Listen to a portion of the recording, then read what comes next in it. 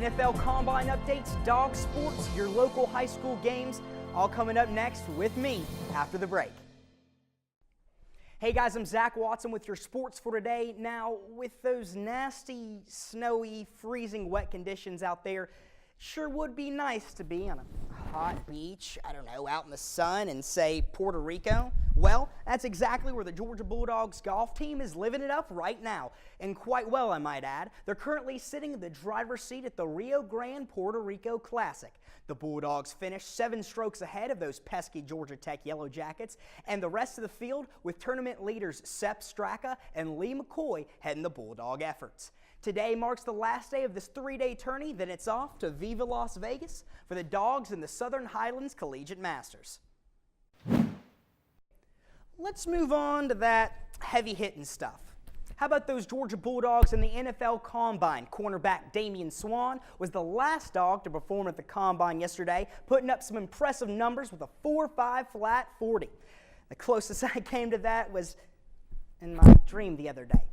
And here he is compared with the rest of the Dogs' performances throughout the weekend, headed by Mr. Chris Conley, putting up some big numbers. Let's just say the force was definitely with him. The Diamond Dogs return to action with a busy schedule, starting with Presbyterian and Scotty the Scotsman. No, folks, I'm not making that mascot up. Weather depending, the game was supposed to start at 4 today, and then the Dogs go on to play the Hootie Hoo Owls of Kennesaw State at 5 tomorrow. Also, the full Braves roster, including Dogs alum Alex Wood, report to spring training camp tomorrow in Orlando, Florida. And that moves us right along into some high school baseball. Now, the weather wouldn't cooperate yesterday for the Cedar Shoals Jaguars game against Banks County, but I was able to catch up with their practice and see what Coach Bisquette had to say about getting out on that diamond. I'm just looking to get the game in. The way the weather's been, I just want to play, and so do the kids. Weather depending, the Jags finally get to play their delayed game today at 5:55.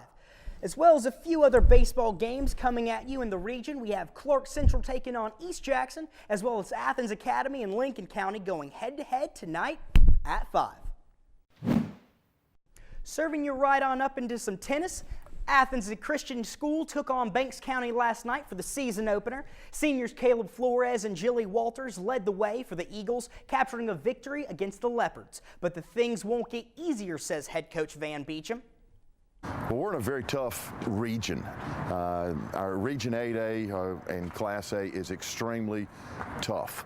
So a lot of really good teams that we have to compete against out of Atlanta, here in the Athens area as well. So our goal every year is to try to make the state playoffs. The Eagles go on to play Morgan County tomorrow, but that's not the only matches. Backhanding you with Athens Academy taking on Jefferson today at 4, and a little in-county rivalry between East Jackson and Jackson County also starting at 4. Behind me, you can see a few other high school games going on in the area today. Now, these are all weather depending, but you don't want to miss them. As well as the Dogs balling it up against the Ole Miss Rebels in an imperative SEC battle tomorrow at 9. Well, that's all the sports we have for you today. I'm Zach Watson. Back to you guys.